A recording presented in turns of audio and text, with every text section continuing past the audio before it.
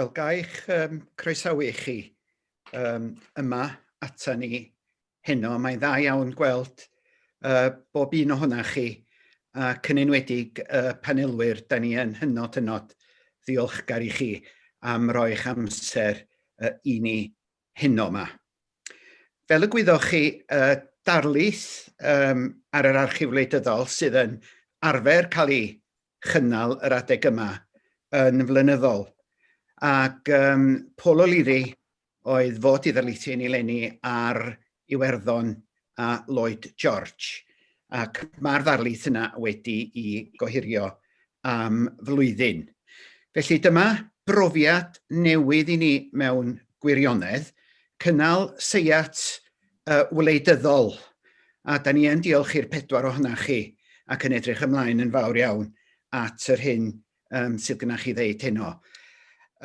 Rob Phillips yn yr archif wleidyddol sydd yn mynd i liwio y drafodaeth heno yma, ac wrth drosglwyddo'r awena iddo fo am weddill y noson, Rob hefyd fydd yn cyflwyno yn siaradwyr ni.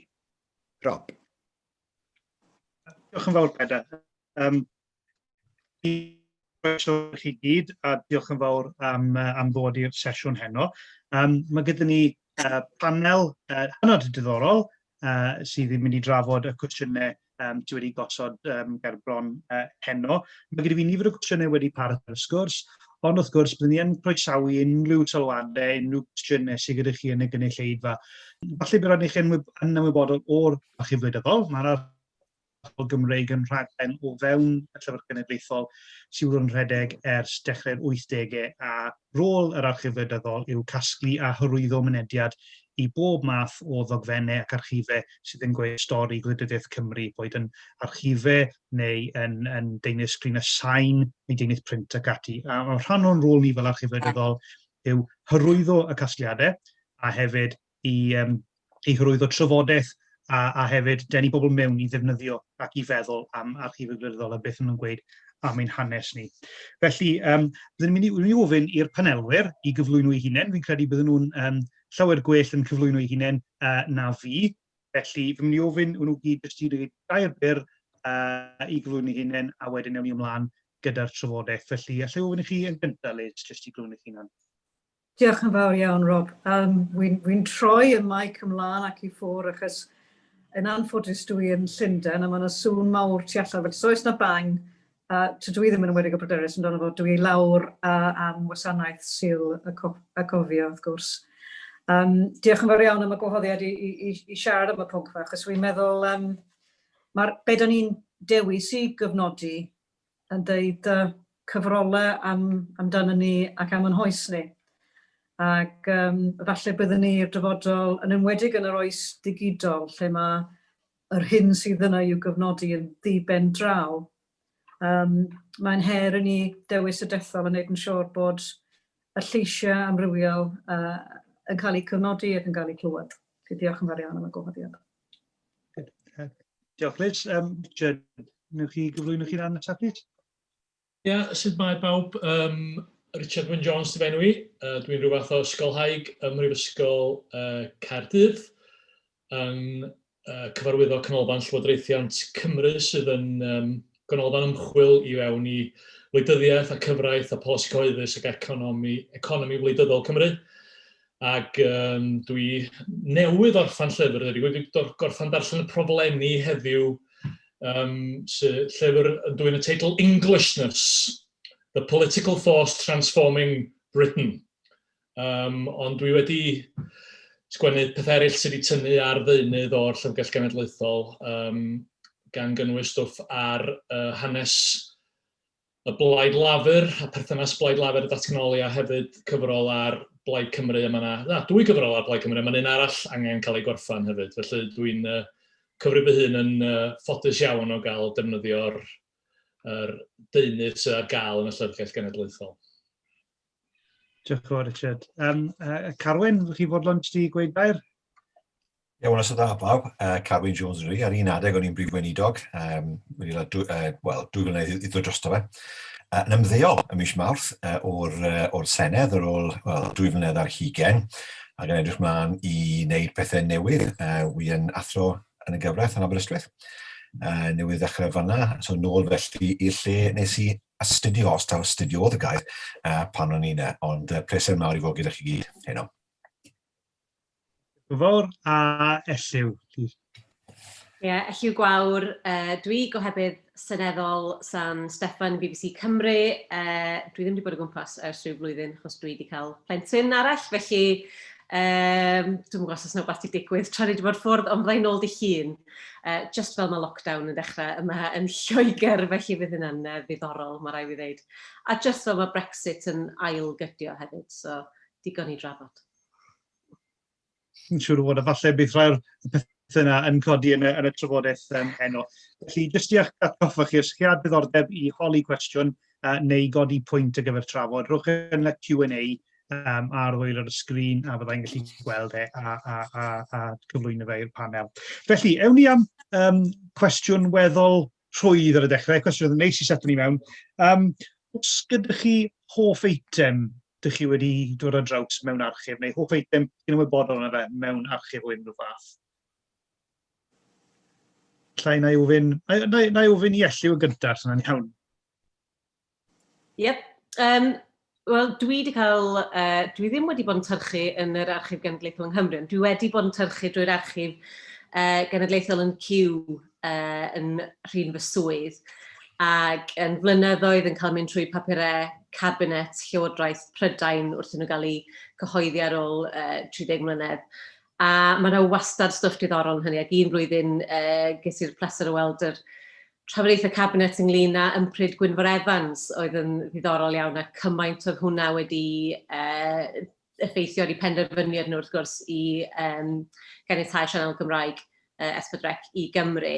A mae mor ddiddorol efo'r rheina gweld nodiadau Margaret Thatcher, y prif weinidog ar y pryd, wrth gwrs, ar y papurau yna, ac yn gallu gweld o'r ffordd oedd hi'n sgwennu, a'r hyn oedd hi'n sgwennu, yn union sut oedd hi'n teimlo. Chi'n gweld no mawr efo di tanlinellu 3-4 gwaith os oedd hi'n anghytuno'n llwyr. Mae rhywun yn cael lot mwy na just y geiriau allan o'r hyn, ydych chi'n gweld, yn rhywbeth dwi'n meddwl da ni'n mynd i golli wrth i mwy o ddogfennau gael ei ddigido, a ydych chi ddim yn cael yr elfen bersonol a falle gymaint sydd yn just yn dod o'r marciau pensel neu beira caled na ar bapurau. Falle, os ga i ddweud un peth arall, dwi rili bod yn ffodus iawn i weld, oedd deunyddiau gen y suffragettes o Gymru, Kate Evans, sydd wedi cael ei brynu'n weddol ddiweddar gan Amgueddfa Cymru. Unrhyw un yn gwybod dim byd amdani hi cyn iddyn nhw gael yr deunyddiau yma, a medal ympryd oedd hi wedi gael am fod yn ymprydio'n Holloway. A llawer yn meddwl falle mae just suffragists oedd y Cymru, ond oedd hon o Gymru ac yng nghanol popeth efo'r pancus a wedi bod yn ymprydio ar y pryd, ac oedd o'n arbennig iawn, o'n un o'r pobl cyntaf i gael gweld hein heblawn pobl o'r amgueddfa yn rhin yngwaith yn gwneud rhaglen radio ar y suffragettes. A oedd hwnna'n arbennig iawn, mae rai fi ddweud. Hwnnw wych. O, diolch yn fawr. Arwain, os gyda chi unrhyw beth chi wedi dod ar draws o gwbl, neu yn... Wel, diolch. Archif digidol o dda. Os awn nôl i 2003, ro'n i'n paratoi fynd i Pennsylvania i gymanfaganu Gogledd America yn Harrisburg. Nawr, mae yna dyn y fi yn Scranton a hefyd yn Newcastle, Pennsylvania, a rai fwy nawr, dwi'n Youngstown yn Ohio, so lle oedd mae Trump wedi sôn amdano salwaith dros y blynyddoedd. A oedd fi hyn ymgol. Oedd yn 19, ath e mewn i'r awyrlu yn y rhyfel, ath e i America i fforddi fyna, a oedd rhaid yn mynd i America i fforddi, ac oedd e ladd, yn 19. Nawr, ni'n gwybod oedd wedi cael ei ladd yn Dothan-Ebys yn Alabama, oedd wedi cael ei gladdu yn Newcastle, yn Pennsylvania. So ni'n moyn gwybod mwy amdano fe. So taipes i, ffindus i'r archif hyn, archif oedd yn cysylltu bol oedd wedi ymladd gyda'i gilydd, Prydeinwyr a hefyd Americanwyr yn y rhyfel. A dweud sy'n ei fe mewn, a oedd yna lun o fe, a'r criw hyfforddi yn Alabama. A nes i e-bost i'r person oedd yn redig yr archif, I'll put you in touch with the instructor, he's still alive. Ac yna ges i'r stori. Oedden 19, oedden mynd lan o'r engine di ffili pan oedd yn hyfforddi, ond oedd ddim yn ymddiried yn ei parachutes, a triodd e i lyndo ar y waren, a yna gafodd ei ladd. A am y tro cynta, fel tili, gaethon ni mwy o fanylion nag eriod o'r blaen. So mae hwnna'n rhywbeth oedd yn bwysig i ni fel tili. Wych yno, diddorol. Diolch yn fawr iawn. Richard, wedi rhyw hoff eitem? Wel, mae hwnna'n gwestiwn peryglus iawn, achos mae'n beryg bod fi'n cadw chi yma drwy nos. Dwi wedi bod yn ofnadwy o ffodus, achos dwi wedi cael mynd i'r archif ym Mharis a wedi cael gweld llythyr pennal. Oedd yn ddiddorol yn ddofo'i hun, ond oedd o hefyd yn ddiddorol iawn siarad efo ceidwad ar archif, oedd yn sôn am y ffordd o nifer o wleidyddion o Gymru yn dod trwad, ac yn mynd yn emosiynol ofnadwy yn cael gweld llythyr pennal. Felly hwnna'n ddiddorol. Ond o ran yn bersonol, dwi'n meddwl, dau beth sydd wedi gwneud yr argraff fwyaf yna fi. Dwi wedi ymchwilio lot i hanes Plaid Cymru, a mae gen Plaid Cymru fel bod plaid wleidyddol arall mwy na lai i'w chwedl ynglyn â pryd sefydlwyd y blaid, a mae chwedl y blaid wedi cael ei sefydlu ym Mhwllheli yn 1925. Fe sefydlwyd Plaid Cymru yn Gaernarfon yn Rhagfyr 1924. A'r rheswm bod hwnna'n ddiddorol ydy bod yna ddyn bach sydd wedi mynd yn gyfan gwbl angof, Efan Alwyn Owen, sydd dwi'n meddwl yn haeddu, gŵr o'r Rhydd, farwodd yn ofnadwy o ifanc. Fo oedd yr un oedd yn benderfynol o sefydlu plaid wleidyddol, nid rhywbeth diwylliannol ieithyddol, ond plaid wleidyddol wedi cael ei ysbrydoli gan Sinn Féin yn Iwerddon. A fo oedd yn mynnu cael y blaid yma. Ac beth sy'n ddiddorol o ddarllen i lyfrau, mae'n tragic ynddo, achos diom hyd yn gallu fforddi'r bws i fynd o Bwllheli i Gaernarfon i gyfarfodydd. Mae o'n ofnadwy o dlawd ac yn wael i iechyd, a mae'n marw'n fuan iawn. A beth ydych chi'n gael o'i lythyrau fo at H.R. Jones, trefnydd cyntaf Plaid Cymru, ydy jyst yr unigrwydd yma, ydych chi'n cael y teimlo bod o'n yn amlwg yn teimlo'n gry iawn a hefo gweledigaeth wleidyddol bendant iawn, ond ddim mor arfan ar amodan i fywyd o allan wneud yn byd amdano fo. Mae'n drasic ynddo, mae'n wir, dyna pwynt elliw dwi'n meddwl. Da chi'n cael o weld y llythyrau ar llaw ysgrifan a'r manylion rownd yr ochr y stori, da chi'n cael rhyw ddarlun byw iawn. A wedyn yn gyflym iawn, sori, nes i ddweud bod fi'n gallu mwydro ynglyn â hyn, eto o ran hanes Plaid Cymru, dwi'n meddwl allan na'r ffigwr mwyaf diddorol yn hanes Plaid Cymru, sicr y ffigwr mwyaf rhamantus ydy DJ Davies, glôr o Rydaman sydd yn mynd i America, mae o'n ymuno efo'r Wobblies, mae'n syndicalist, mae o'n bencampwr bocsio Navy America, mae'n cael ei suddo mewn cwch llong ryfal yn ystod yr Ryfel Byd Cyntaf. Mae wedyn mynd i Denmark, mae'n stori eithriadol o liwgar, mae'n mynd i Denmark a mae o'n cyfarfod â mudiad Gruntfig a'r holl stwff mae'r ysgolion gwerin Llychlynaidd, a mae'n dod nôl i Gymru, a mae'n dod nôl i Gymru efo gwraig, dynas Iwerddon, Noel French, Noel Davies yn ddiweddarach. Ac yn y Llyfrgell Genedlaethol, diolch wedi cael ei gyhoeddi, ond mae'n deipysgrif 100 tudalen lle mae hi wedi sgwennu rhyw fath o hynna'n gofiant. A mae yn, again, dwi'n meddwl bod neb yn gwybod amdano fo bron, ynddo. Ond mae o'n... So dwi'n cofio ffindio hwnna, a mae gennau ddiddordeb yn y cwpl. Mae hi yr un mor ddiddorol a fo, mewn ffordd chydig yn wahanol. Oedd hi'n dod o gefndir Anglo-Irish Ascendancy, wedi dod yn genedlaetholwraig. Mae yna sôn bod hi wedi cael rhyw berthynas garwriaethol efo Mick Collins. So mae hi'n andros o gymeriad diddorol, a mae yna rhyw fath o hynna'n gofiant gen hi'n istana. Felly oedd ffindio hwnna un diwrnod yn un o'r profiadau yna lle ydych chi'n chymod, oeddech chi jyst yn meddwl argol, mae hwn yn ffasiwn wefr. A dwi'n mynd i stopio fyna. Diolch yn fawr. Mae'n gret glywed pobl yn cael ei ysbrydoli gymaint gan y deunydd yma, achos mae'n wir yn gyffroes. Ond diolch. Ond Liz, os gyda chi hoff eitem? Y gwahaniaeth, a wi eisiau bod Carwyn mewn fwy o le, waith le na fi efo hyn o beth, ond gwrando a Richard ag Arelliw, mae gennych chi amser. Mae'r pethau hoffwn i'n neud, so gennau fwy o amser. Mae'n treino fod yn cael ei ohirio. Yr un dwi, so, o roedd y ple yma allan o petai gennau amser, mi wn i bod na gasgliad yn archifdy Meirion, a mae Einion Thomas oedd yn archifydd yn fanna wedi sôn am y rhain wrthau, a mae'n rhyw fath o fan gwyn man draw, sef tair casgliad yn ymwneud efo Tryweryn. Ac dwi'n meddwl, hyn sy'n yn ddiddori fi, ac falle mae rhywbeth am y ffordd dwi'n edrych ar ddigwyddiadau.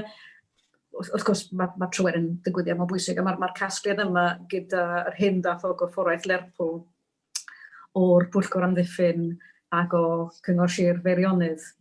Beth sy'n ddiddorol gennau o edrych ar yr archif sydd yn y llyfrgell, ydy bod llawer o hwnna yn troi o gwmpas unigolion. Ond dwi'n meddwl mae'r digwyddiadau yma a'r y gwahanol agweddau sut oedd gwahanol bobl neu gwahanol cyrff yn gweld y digwyddiadau, gwahanol ddehongliadau yna, yn andros o bwysig i ni. I fi hun, ac os gael ei ddweud hefyd, wrth gwrs, dyma fi, dwi'n Llundain, dwi'n weddol agos, y lle dwi'n dod.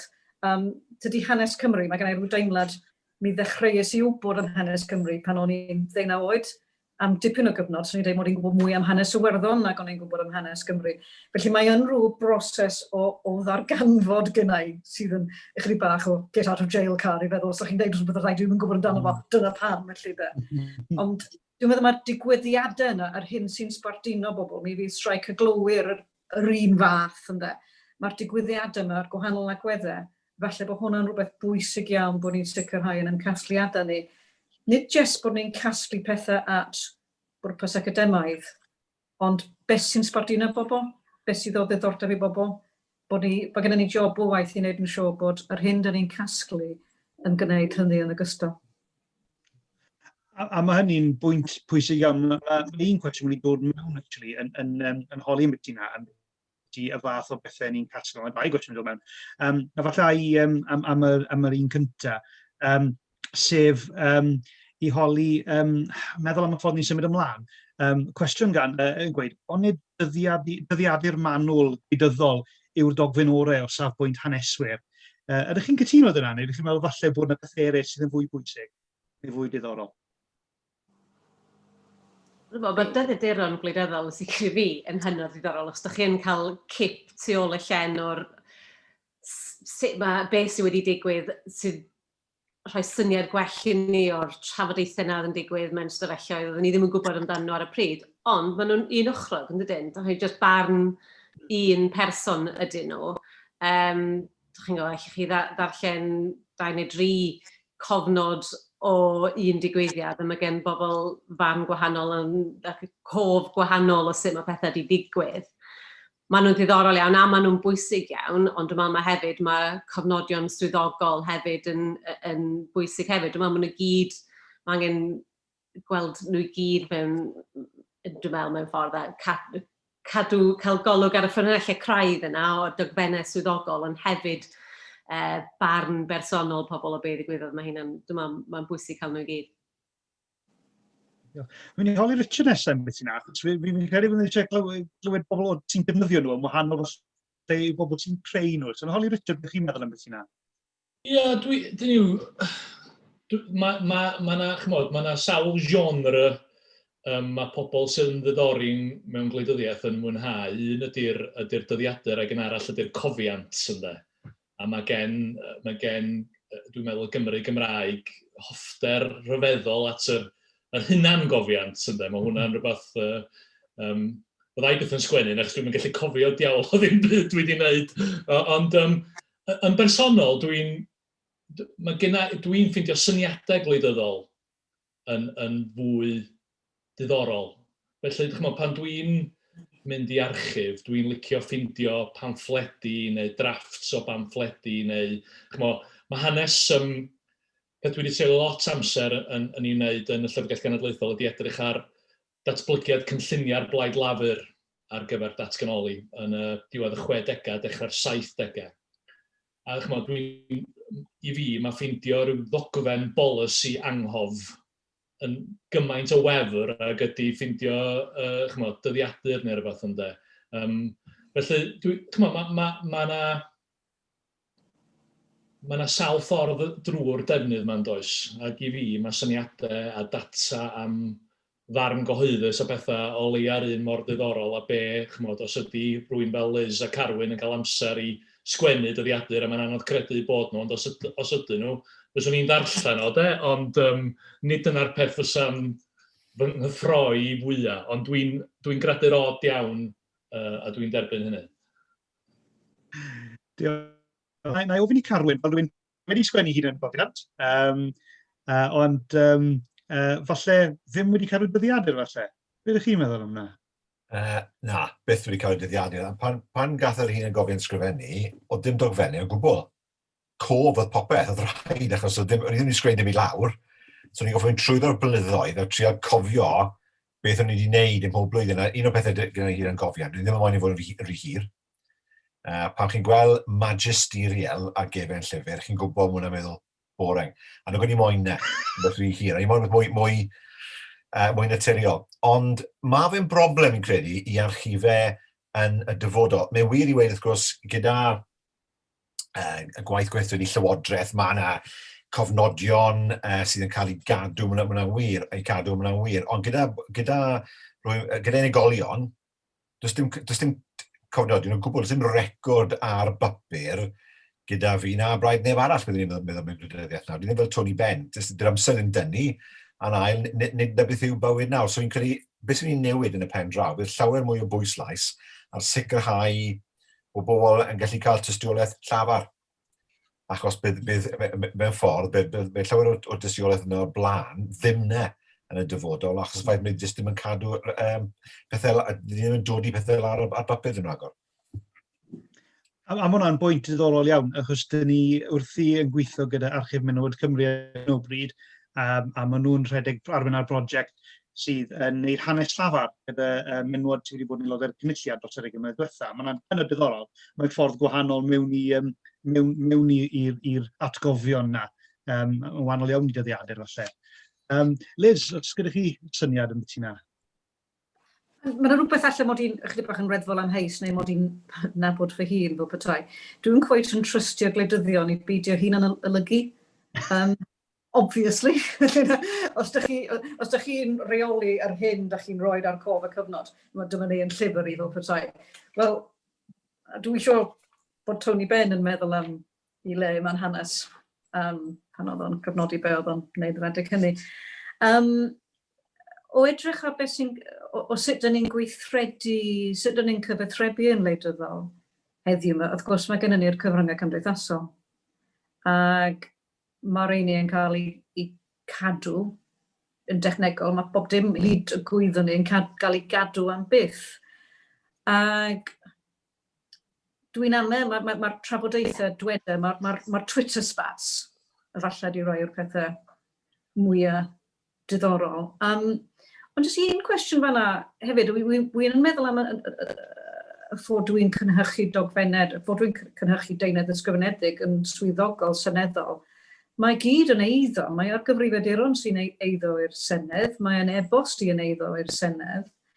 I ba raddau byddai'n gallu cael allan o beth sy'n digwydd efo rhain, dwi ddim yn gwybod. Ond hyd yn oed mwy na hynny, os ni'n meddwl am yn hanes teuluol ni, wy'n gwybod bod yna lot o lunia o'r plant gyda i a'r fformat, fedra i ddim i cyrraedd nhw mwy byth. Felly, ar un llaw, da ni'n meddwl, da ni'n poeni bod y cyfryngau digidol yn cadw bob dim. Mae bobl yn dweud pethau gwirion pan maen nhw'n ifanc yn alma, pan maen nhw wedi meddwi a mae hwnna'n mynd i aros efo nhw'n byth. Ond y realiti hefyd ydy bod, wrth i fformat pethau newid, i ba raddau da ni'n dal i fyny efo'r modd i gael at y fformat hynny. Felly mae'n gyfnod o newid, yn sicr gyda'r hyn sydd ar y cyfryngau cymdeithasol neu cyfryngau digidol, bydd angen rhyw ffordd o i olygu fo, beth da ni'n penderfynu cadw, sut da ni'n mynd i gadw fo. A dwi ddim yn genfigennus o pwy bynnag sy'n gorau gwneud hynny. Cyfres. A hwnna'n pwynt mor bwysig, a fi credu falle bydd hwnna'n codi un o'r pwyntiau falle nesaf ymlaen y byti fformat a siwt ni'n cadw pethau gyfer y dyfodol. Ond mae cwestiwn arall sydd gyda fi nawr, a fi'n ofyn i Richard i drafod hwnna'n gyntaf, sy'n iawn. Ni mewn cyfnod ar hyn o bryd lle mae bobl yn cael gwybodaeth o bob gyfeiriad, lot o gyfeiriad answyddogol ar enghraifft. Dwi wedi bod yn dilyn beth sy'n digwydd yn etholiad arlywyddol yn America. Dwi'n cael y newyddion o beth sy'n digwydd ar Twitter, a'r holl sybrydion sy'n mynd o gwmpas. Nawr, y cwestiwn yw, pa mor bwysig mewn cyfnod lle ni'n cael y gwybodaeth ffynnu answyddogol, a falle bod yna modd i bobl i liwio be dyn ni'n cael mor glyfar. Pa mor bwysig yw bod yna ffynonellau dibynnol, wrthrychol, neu hyd yn oed rai sydd ddim yn wrthrychol, ond dyn ni'n gwybod ble mwyn i dod a bod nhw wedi cael eu cadw, bod nhw'n cael eu newid a bod nhw'n saff ac ar gael. Pa mor bwysig yw'r ffynonellau craidd yna? A falle beth sydd angen yn ofalus amdano fe ar y ffordd dyn ni'n cadw nhw, dethol nhw a cyflwyno nhw? Wel, ia, mae hwnna'n gwestiwn mor eithriadol o eang, a dwi'n gweud yn siŵr lle i gochwyn hefo fo. Un o'r pethau sydd wedi bod yn amlwg iawn yn gweithio ar y stwff dwi wedi bod yn gweithio arno fo'n ddiweddar ar referendum Brexit ac ati ydy bod na ffynonellau, bod gen ti wahanol beioedd cymdeithasol sydd brin yn gorgyffwrdd bellach. Felly mae gen ti drafodaeth yn mynd ymlaen yn Fancw sy'n gaeedig bron, a mae yna drafodaeth yn mynd ymlaen yn Fancw, a dydyn nhw ddim yn gorgyffwrdd yn aml iawn. Mae'n amlwg, enghraifft, da ni'n siarad am mae bobl fel fi'n mwynhau trydar, cyfrwng, mae'n handi iawn os eisiau cael newyddion, ond mae'r ymchwil yn awgrymu na Facebook ydy'r lle mae bobl yn, o ran, os ti eisiau gwybod beth sy'n mynd ymlaen yn wleidyddol o ran newid barn bobl, dyna lle mae'r stwff sydd yn fwy arwydd o cael. Wel, fyswn ni'n hyd yn gwybod sydd i gychwyn cael mynediad. Felly, o ran y math o waith dwi'n ei wneud, sydd yn a diddordeb mawr mewn agweddau cyhoeddus, da ni'n amlwg, da ni'n gwneud arolygon o'r farn gyhoeddus, a mae'r wybodaeth yna'n cael i gadw i'r oesoedd o ddel, ond yn gynyddol, da ni yn defnyddio yr arolygon yma i ofyn cwestiynau uniongyrchol i sampl mawr o bobl. So os ti'n holi 4,000 o bobl o gwmpas etholiad, ti'n gallu gofyn yn ei geiriau hunin be oedd y pethau ddech chi'n ystyried oedd yn bwysig, be oedd yr digwyddiadau pwysig yn yr ymgyrch, pam ddech chi'n meddwl bod y Blaid Lafur wedi dominyddu gwleidyddiaeth Cymru ers canrif. Nathon ni ofyn hwnna mewn arolwg adeg etholiad Rhagfyr dwytha, a da ni wedi cael 4,000 o bobl yn deutha ni. So da ni'n trio ffindio ffyrdd gwahanol o gasglu gwybodaeth ynglyn â be mae'r cyhoedd, be mae sampl gynrychioliadol o'r cyhoedd yn ei feddwl. Achos da ni'n ymwybodol bod ni fel ysgolheigion dosbarth canol sy'n byw mewn llefydd penodol ddim yn mynd i gael lot o gysylltiad efo'r hyn sy'n mynd ymlaen. So ti'n gorfod ffindio ffyrdd gwahanol o drio cael gafal ar yr hyn sy'n mynd ymlaen mewn peoedd gwahanol i rai fyswn ni'n troi iddyn nhw yn bersonol. Fawr. Newn ni Liz nesaf, yna'n iawn.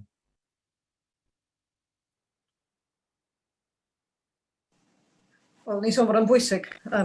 Mae'n hawdd yn di, mae'n di. Mae gen i ni gwestiynau, just meddwl am hynny, one actually oedd Richard yn dweud lle mae trafodaethau sy'n newid barn neu sy'n dangos barn. Y gwirionedd, fi'n sôn am trydar fel un cyfrwng, mae'n tueddu bod yn lle mae gwahanol gwleidyddion a bobl efo gwahanol safbwyntiau yn fatha cyfarth i safbwyntiau ar ei gilydd. Dwi'n meddwl bod bawr o neb erioed wedi newid barn neb ar trydar. Mae jyst yn lle i roi rhywbeth allan fan'na.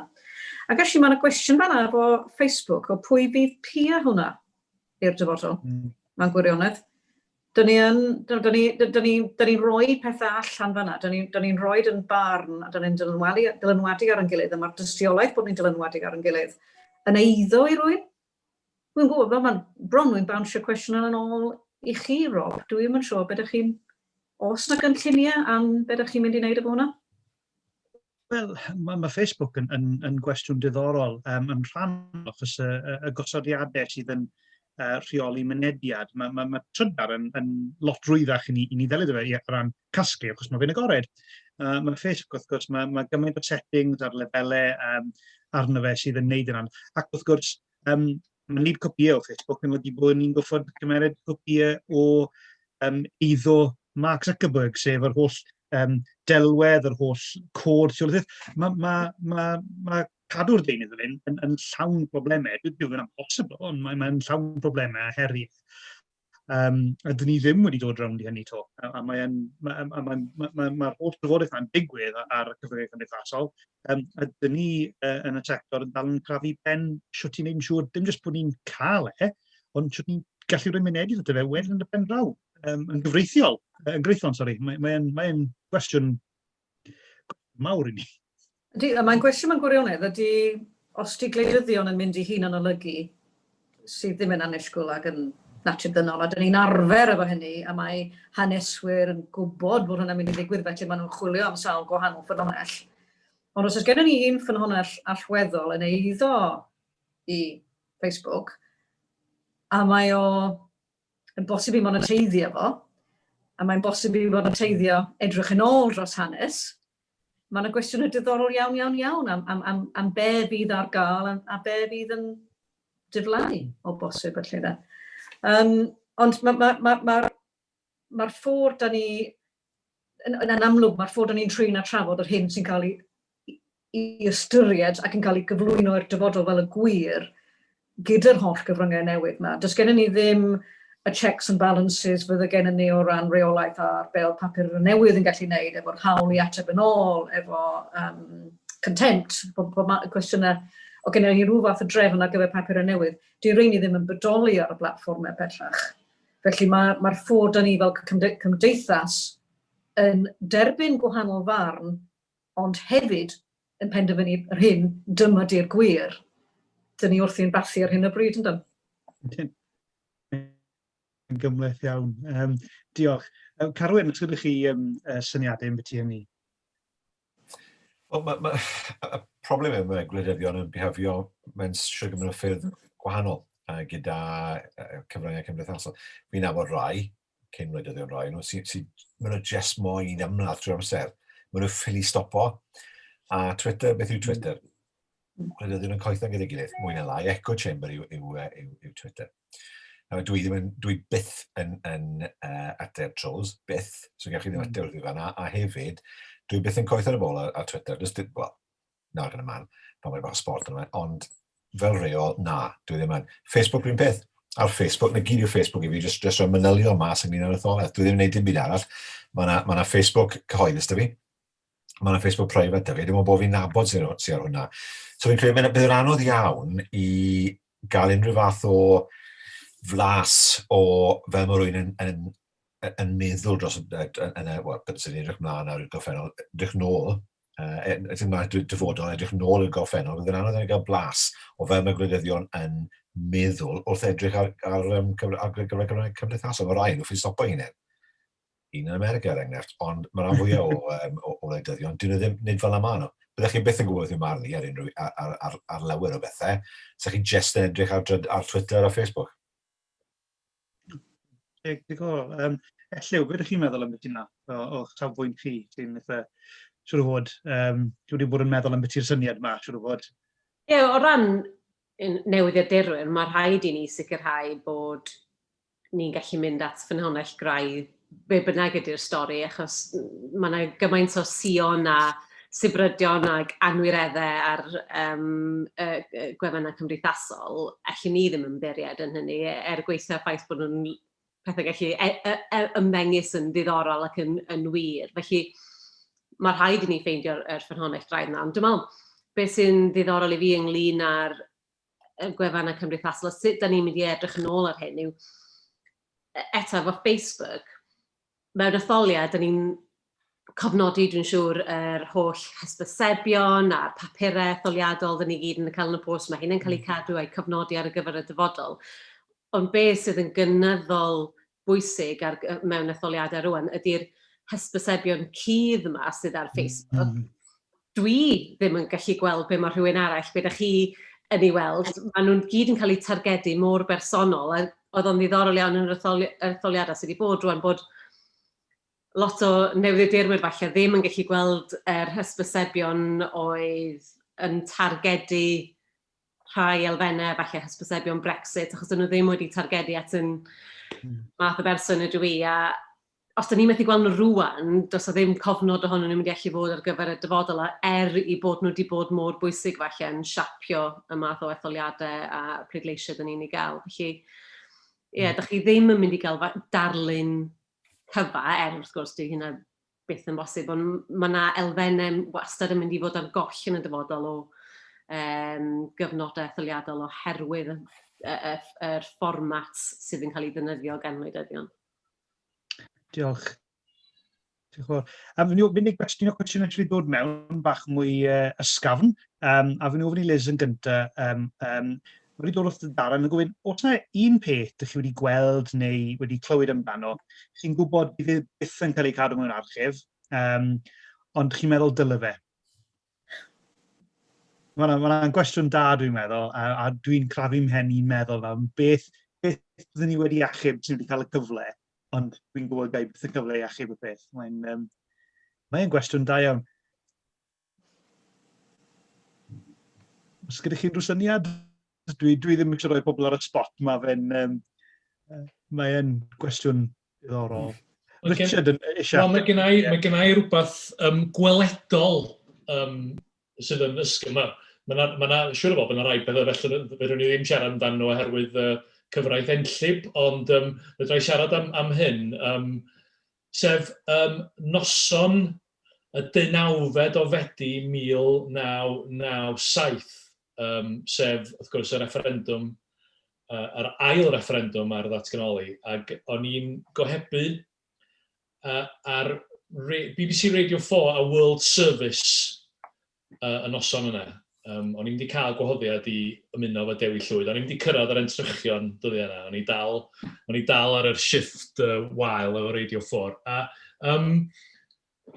o'n i yn y cyfri, ac o'n i efo Gito Harry efo fi'n yn darlledu, ac oedd na a dwi'n methu cofio enw, ond fodd y boi oedd yn ddirbu Alistair Campbell ar y pryd, yn spin doctor i'r Blaid Lafur.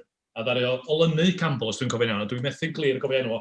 Fodd wedi cael ei ddanfon i lawr i Gymru i edrych ar ôl be oedd yn digwydd o gylch y referendwm. Ac wrth gwrs, fel ydych chi gyd yn gwybod, yn ystod y nos, mi ddaeth i edrych yn gynyddol bod i'n mynd i fod yn bleidlais na, a wedyn oedd hi'n llwm uffernol, a nes i ffonio'n had yr an a dweud, dwi'n mynd edrych o dda. Beth bynnag, ar ryw bwynt dar yr boi yma oedd di dod, unwaith oedd yna ddechrau sôn falle bod Caerfyrddin yn mynd i fod yn digon, mi aeth y boi yma i'r gongol, a gath o sgwrs frwd iawn ar y ffôn efo rwy'n. Byth yn gwybod efo pwy. Ac oedd o'n y gongol, ac oedd ni gyd mewn rhyw sgrym oedd y newyddiadurwyr, a mi oedd ar y ffôn yn cael sgwrs frwd iawn ma efo rwy'n. A wedyn, fe gyhoeddwyd canlyniad Caerfyrddin, a mi redodd o i fewn i ganol y newyddiadurwyr yn gweiddi, it's enough, ynddo.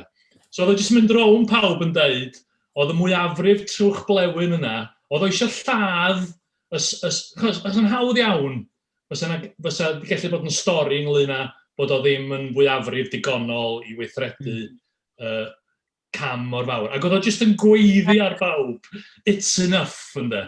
A mae'n un o'r pethau yma, o'n i'n gweld o'n gweiddi ar bawb. A da chi'n modd, dwi'n cofnod o hynna'n unllan agos. A falle bod o ddim mor bwysig hynny, falle bod yna neb wedi'r codi'r cwestiwn o yna dilysrwydd y bleidlais. Dwi'n chymod, mae hwnna'n rhywbeth na allwn ni byth wybod. Ond mi oedd na rwy'n o'r Blaid Lafur yna ar y noson, unwaith oedd y canlyniad ola'n allan, yn gweiddi it's enough ar bawb. A dyna'r fath o beth, sydd ddim mewn unrhyw archif, ond sydd yn fymryn bach o liw. Fysa chi, wel, dwi wedi rhannu efo chi rwan, da chi gyd yn gwybod, dyna fo. O, yna stori gwych, fi'n dwlu arna, fath o beth. Fi ddim yn tangible, chi'n cadw fe, ond mae fe'n rhywbeth bod yn sy'n ni gofio amdano. Os unrhyw eitem arall, dwi'n mynd i holi yn uniongyrchol rhag ofn bod dwi'n troi nhw ar y spot. eitem falle, neu digwyddiad, neu rhywbeth o'na, falle chi'n meddwl, bydde nhw'n ffantastig I gadw, ond dyn ni wedi dim yn cynnig. So ni'n licio gwybod beth I ateb Carwyn Jones I hyn, os oes yna ddim lot o bobl yn gwrando yna fo dde. Wel, allai sôn am sawl stori licio wrth gwrs yna fi ddim. A fi nôl falle jyst i'r noswaith yna. O'n I ddim yn y Park Hotel. Oedd lot o fod yn y Park Hotel yn Gaerdydd wrth gwrs noswaith ni. O'n i'n gweithio bod ar ôl ni. So o'n i ffili bod yna. A I fod onest, o'n i'n rhoi lan. Fy glywes I ganlyniad Powys a wedi Caerdydd yn arall fe. O'n i'n gwybod bod cyfryddi wedi pleid, so ie, achos o'n i'n clywed yn gynharach yn y noswaith. O'n i'n gwybod beth oedd y ganlyniad. A I jyst yn gorfod yn gwedi, jyst gweld, man yma'n gweld y diwedd fe. A wedyn ni, fi'n cofio pwy ddath mlaen, dwi'n Hugh Edwards o dde. A wedyn bod ni clywed bod cyfryddi wedi pleid, so ie, bod e'n sylweddol a hefyd bod e'n ddigon I droi'r llif o blaid datganoli. A fi'n cofio clywed yna, mas o'r gwely, a dansor yn y gwely, na ni'n lot yn y byncach pryn nawr, mi'n ôl yn y blynydde. A mynd lan llawr, agor botel o win, ni ffili ffordd o champagne pryn ni, yn amlwg, a just, oedd yn rhaid dyn ni, oedd hi'n trwy'n gweithio mas beth yn digwydd, a just I fynd mas o'r botel. Nawr, se hwnna wedi cael I dyn ni fel llun, fi'n credu bod yna rhywbeth bydde werth dod I yn yr archif. Sicr. Diolch yn fawr mewn un tro, let's wein na, right? Llwncad, ond fi'n siŵr bydd hwnna'n rhywbeth wedi bod yn eitha diddorol dros y blynyddoedd. Sicr. Dwi wedi wedi rhywbeth. Wel, o wylio dros y dyddiau dwytha pob peth sy'n digwydd yn America, dwi just yn gobeithio bod rhywun yn cadw cofnod o be mae Donald Trump yn dweud mewn gwirionedd yn y tŷ gwyn, neu just sgyrsiau bach. So ni wrth y modd yn cael gwybod beth sy'n digwydd yna go iawn. Y tu ôl i'r tweets yna, beth yn union sy'n cael ei ddeud. Dwi'n siŵr fydd rhywun yn sgwennu llyfr rhyw ddydd, ond mae hwnna yn mynd I fod yn werthfawr dros ben cael gweld be yn union sy'n digwydd yna. Os rhywbeth wedi dod I meddwl, Liz, ar ôl ni? Just o ran digrifwch surreal y profiad, ydy'r sgyrsiau oedd yn digwydd rhwng arweinwyr y gwrthbleidiau yn San Steffan. Pan oedden ni'n, naill ai'n aros I siarad efo Boris Johnson, neu oedden ni'n siarad efo'n gilydd am Brexit, dwi'n cofio yn rhyw dro oedd na seibiant oedden ni'n aros I bawb cysylltu. A mi oedd Jeremy Corbyn yn chwibanu a fan ar goch. Ac doedden ni ddim cweit yn gwybod be I ddeud. Ac reith, sut mae gwleidyddiaeth yn gwneud man siarad ymhlith I gilydd. Ond dwi'n meddwl mae'r peth amlwg dyn ni ddim wedi cyffwrdd yn y bo. Wrth gwrs ydy y 100,000 di ben draw y sgyrsiau WhatsApp. Dyn ni'n byw ac yn bod ar WhatsApp. Ia, Liz, gawn ni gyhoeddi hynna I gyd, please. Dwi'n un o'r gwybod sy'ch chi'n cael ato fo, ond... Wy'n siŵr os ni'n weithio ffordd I archifo sgyrsiau WhatsApp, os ni'n ffordd yn ei rhannu nhw dyn ni. Sgyrsiau WhatsApp, yr ERG, yr Tories, fyswn ni wrth y modd yn gweld heina. Fi'n gweld falle bydde galw nawr yma. Gwych. Dwi'n mynd I fynd am gwestiwn ychydig fwy ddwfn, sef bod ni'n wedi clywed, ni'n gwybod lot yn yr archifau, mae lot yn wedi cael ei cofnodi yn hanes am beth I cyfraniad rhai grwpiau o bobl. Enghraifft, mae archifau ni yn llawn dynion gwyn sydd wedi bod yn edrych seneddol ac yn arglwyddi. Ond mae yna grwpiau eraill sydd ddim yn cael gymaint sylw bod I cyfraniad nhw yn fawr, a falle wedi cyfraniad nhw wedi cael ei wneud yn ffordd gwahanol. Be sydd angen I wneud I fynd i'r afel hyn? A ofyn I Elliw ar y dechrau, so'n iawn. Mae angen gwneud gwaith pwrpasol mwyn trio gwneud yn iawn am hynny. Dwi'n gwybod mae dyna mae Archif Menywod Cymru yn ceisio I wneud, achos nid yn unig, ych chi'n gwybod, mae falle, sori Rob, mae lot o archifwyr falle yn tueddu bod yn ddynion, a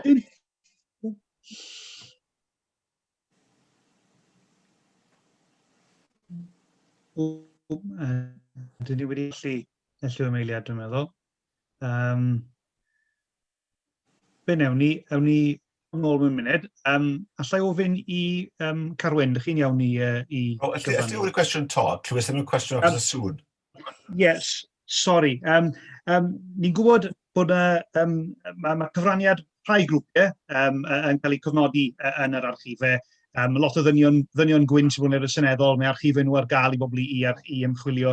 Ond mae yna grwpiau eraill sydd ddim yn cael eu cyfnodi, bod eu cyfraniad nhw yn bwysig, falle bod nhw'n cyfrannu wleidyddiaeth mewn ffordd gwahanol. Be ydych chi'n meddwl sy'n eisiau ni wneud i fynd i'r afel hwnna? Wel, fi'n gwybod beth y dechrau newid, mae peth ffordd i fynd, ond wrth gwrs, mae'n dibynnu ar bwy sy'n moyn sgrifennu'r hanes ynglyn â pwy sy'n cynyddu'r manylion.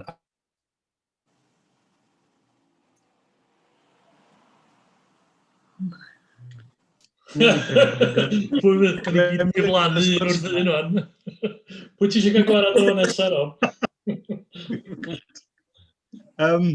Wel, dyn ni, mae'n bwg hynod diddorol, a mae'n amlwg bod rhywbeth ddim eisiau ni ateb.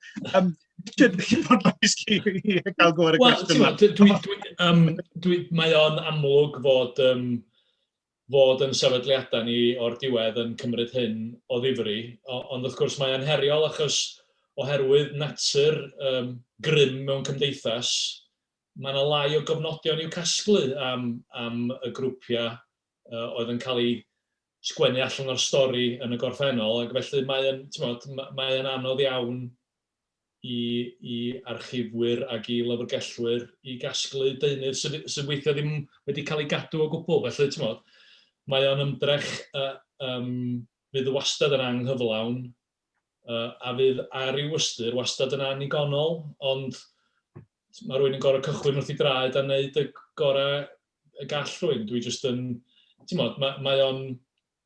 mae mor ddiddorol bod hyd yn oed, mae hanes diweddar iawn. Hwn ddim rhywbeth ynglyn â canrif neu canrifoedd yn ôl. Fel dwi wedi ymchwilio i hanes Plaid Cymru er enghraifft. Mae'r ffordd mae merched wedi cael ei sgwennu allan o stori rhan fwyaf o fodolaeth Plaid Cymru, dydy gwir.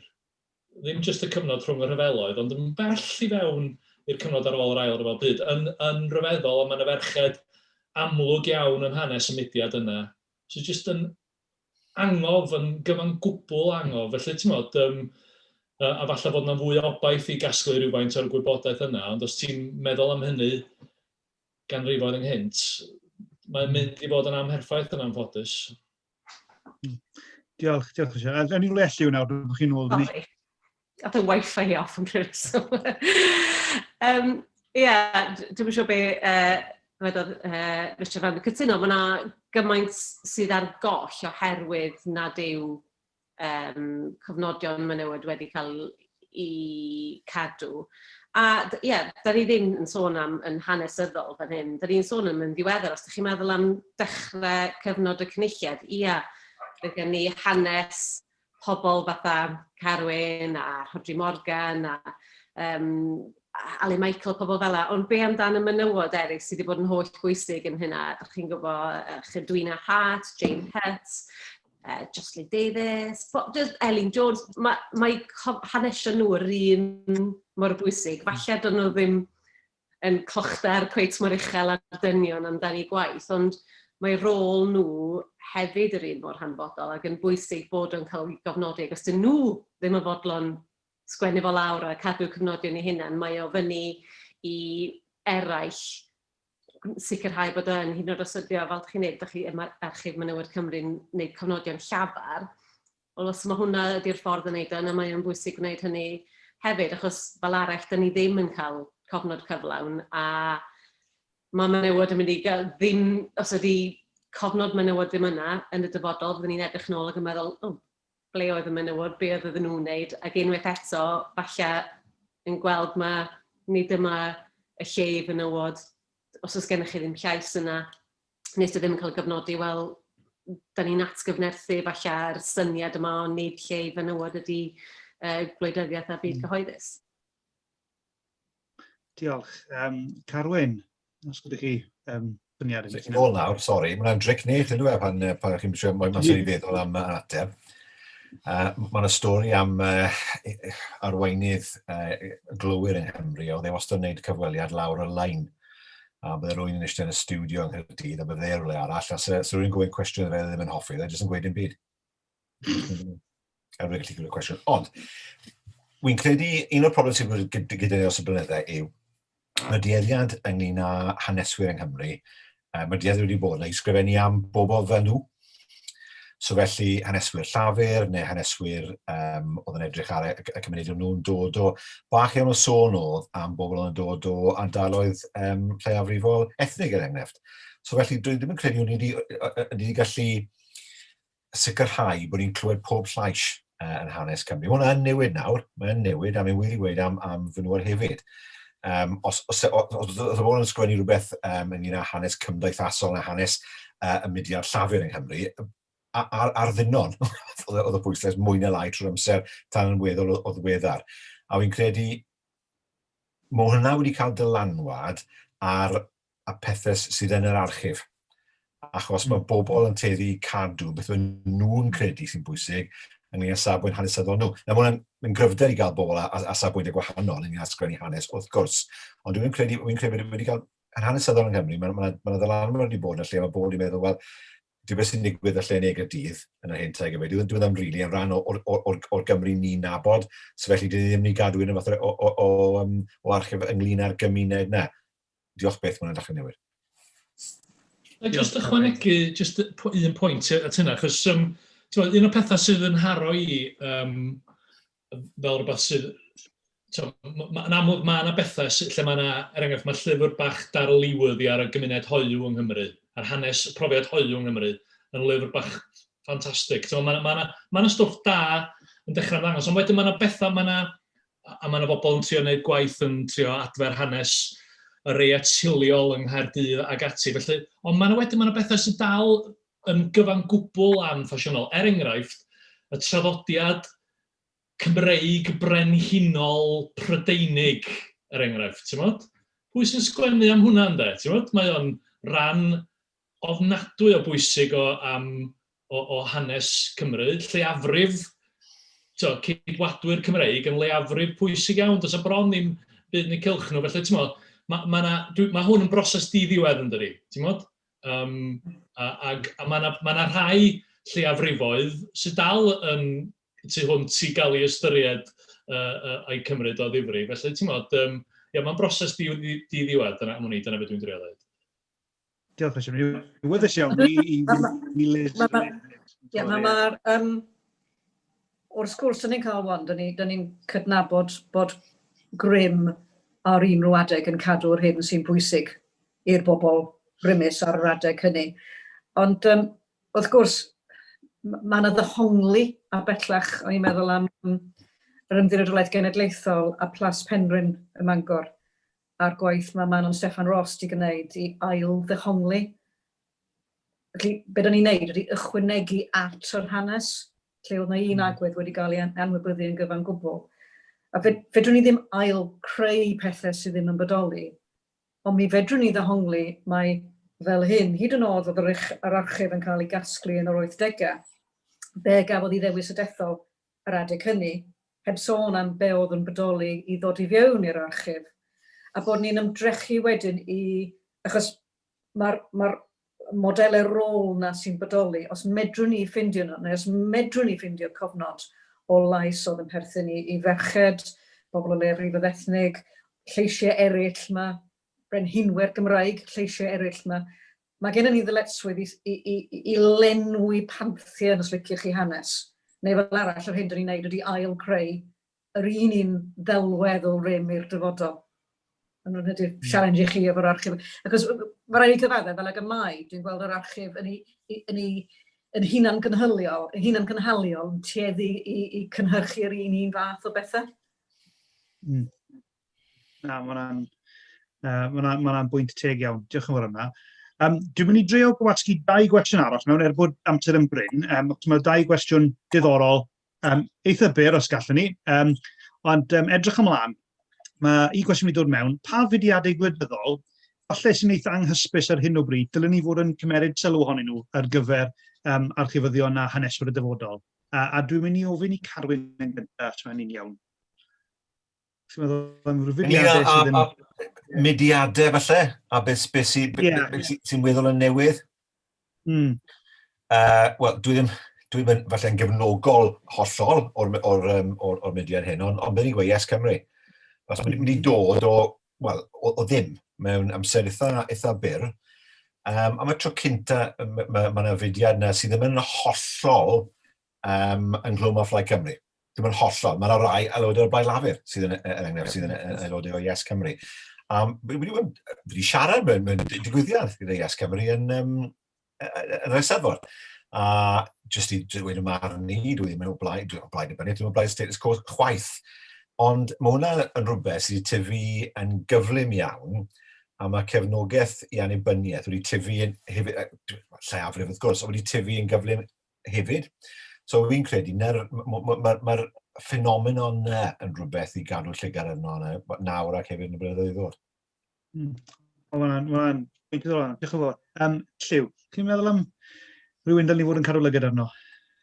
O'n i'n mynd i ddweud a dweud y gwir, yn edrych yn y dyddiau dwytha yma o weld y tools sydd wedi bod. Ond eto, mwyn sicrhau'r ystod yma o leisiau, allwn ni ddim just ystyried yr un farn genedlaethol. Mae rhaid ystyried yr ochr arall na hefyd ar mudiadau gwahanol, dwi'n gwybod beth i enw nhw, mae'r aelodau cynulliad yn trio bod dydy hyn, ond mae gennych chi pethau fatha abolish the assembly a reform rhywbeth neu gilydd. Ond chi'n gwybod, mae'r mudiadau gwahanol yma sydd efallai maen nhw yna'n chydig yn wedyn yn diflannu, ond maen nhw'n deud cymaint amdan beth ydy'r drafodaeth ar y pryd yn dydy. Felly dyna mae bod i wastad werth cadw cofnod o'r mudiadau gwahanol yma sydd yn tyfu ac yn diflannu. Falle ar un mor sydyn, ond mae'n deud rhywbeth amdano y cyfnod yna mewn amser. Diolch yn fawr. Liz, gyda chi rhywun ni'n meddwl dyn ni fod yn carlygad? Mae'n amlwg bod Yes Cymru ni byddwn ni'n bol i beidio i cydnabod faint maen nhw'n tyfu a faint o effaith maen nhw. Ond ti'n ôl i hynny, o'n i'n meddwl am yr enghraifft yma, neu rhywbeth am y cwestiwn yma. Sut mae cymunedau ar draws Cymru wedi ymateb i pryderon Covid. Ac wrth gwrs ymhen llun, mynd yn ôl i'r Gwanwyn, oedd yna arwyddion lu yn bryderus am bobl yn cyrraedd. Ond hefyd, oedd yna bobl yn rhoi arwyddion i fyny am mi ddaw hael a fryn. Pethau i godi calon, lluniau i godi calon. Ac wrth gwrs yr holl yr enfus hefyd am weithwyr allweddol. Ond dwi'n meddwl bod e'n bwysig i edrych tu hwnt i'r ardaloedd, yr ardal dwi'n gyfarwydd â hi yn amlwg yn y Gwynedd ymhen llun, ond mi o gennym ni y rhain ar draws Cymru, achos dwi'n meddwl mae un o'r profiadau neu ffenomenau diddorol sy'n cyd-fynd â Yes Cymru ydy ymwybyddiaeth bobl o lle mae'r ffin yn gorwedd.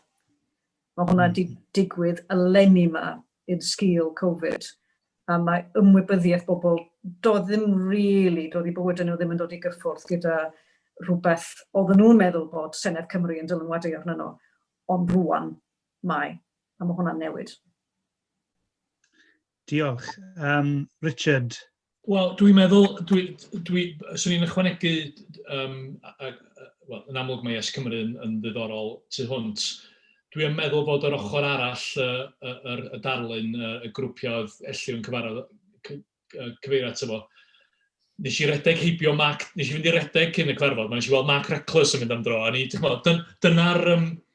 Mae'n anoddach i gael at y grwpiau yna yn aml iawn. Maen nhw'n llai, dydy rhoi rhywbeth yn Llyfrgell Genedlaethol Cymru ddim yn dod i fewn i'r byd olwg. Mae rhywbeth fel y Llyfrgell wedi cael ei sefydlu fel rhan o brosiect Codi Cenedl Cymru. Wel, os da chi efo amheuon ynglyn â hynny, mae'n mynd i fod yn anodd iawn cyrraedd y bobl yna. A beth arall dwi'n meddwl, byswn ni wir yn licio gwybod mwy yn ei gylcho, ydy gwahanol grwpiau ethnic yng Nghymru. Y gymuned Bangladeshi o'i gymharu efo'r gymuned, mae yna gymunedau wahanol wledydd, a dwi wedi cael profiad o fyw mewn gwledydd eraill a fod yn rhan o gymuned Gymraeg yn Oslo neu rhywbeth. A mae yna fyd bach yn fyna. O'n i'n mynd i'r capal, ges i magu am gyfnod yn Awstralia, yn Sydney, ac o'n i'n cael yn llusgo i'r capal Cymraeg, oedd yn brofiad ofnadwy o ddiflas yn Sydney. Mae gennym ni'r cymunedau yma yng Nghymru, ac da ni'n gwybod bron ddim byd yn eu cylch nhw. A fysa ffeindio rhyw ffordd o gofnodi y profiadau yna yn anhygoel o ddiddorol, dwi'n meddwl. Diolch yn fawr. Mae wedi bod yn sgwrs o. Fe un cwestiwn arall dwi'n mynd i holi yn gyflym. Felly, os gallwch chi meddwl am eitem neu eitem eiconig bydd yn gweud stori egin egin? Falle dylwn ni'n meddwl amdanyn nhw. Falle dim rhaid yn fod yn rhywbeth gallwn ni gasglu, ond rhywbeth bydd yn gweud stori egin egin. A fi'n mynd i ddechrau gyda Richard y tro yma. Mwgwd. Gwych, diolch yn fawr iawn. Arwyn. Yr enfus. Yr enfus. O luniau enfus ar draws Cymru mwyn gweud diolch o rhywun sydd yn gweithio yn y gwasanaeth iechyd a hyd wrth gwrs i wedi mach o obeth. I bobl fe ddaw y dydd pan bydd hwn ddim dynnu. Sdim bod pryd bydd hwnna yn digwydd, ond fe ddeife. A'r enfus i fi bydd y symbol, bydd e'n dangos, bydd e'n atgoffa fi o ugen. Gwych. A ofyn i Elliw nesaf. Falle cyfarfodydd Zoom. Ond mae neb yn gwneud hyn cyn ugen, a rwan mae pawb yn neud. A falle, dwi'n meddwl, fideos o bobl un efo cath yn cerdded dros y sgrin eu plant bach yn ymyrryd. Ac dwi'n meddwl bydd hynna'n dweud lot amdan bywyd yn 2020. Pobl yn trio gweithio adre tra'n jyglo pob dim arall hefyd. Diolch. A gair ola, Liz.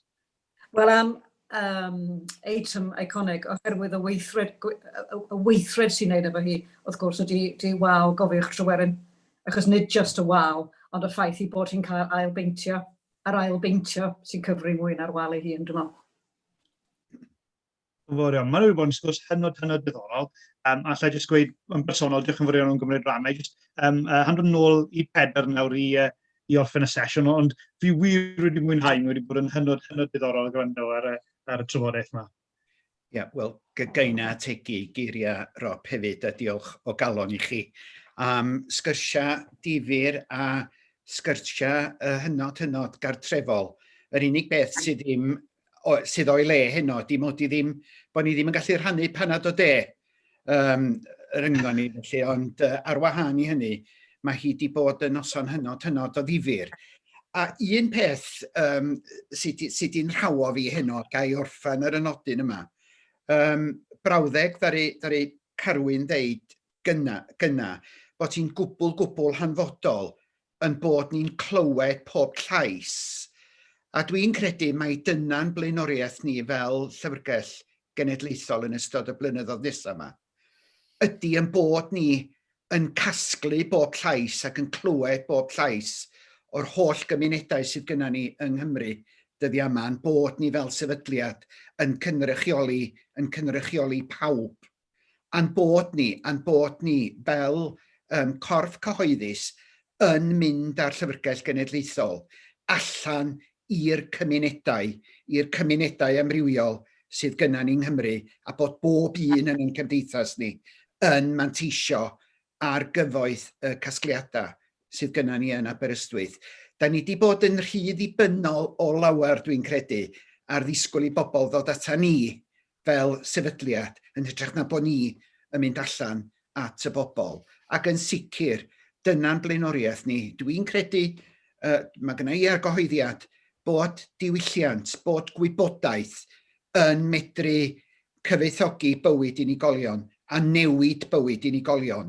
Felly, mae genna ni faes cenhadol allan yn fanna, a mae angen i ni fynd yna efo'r neges ac efo gyfoeth yn casgliadau, ac i gynorthwyo bobl i gyrraedd gwybodaeth, manteisio ar wybodaeth, oherwydd yn aml iawn, mae nhw yn methu yn cyrraedd ni.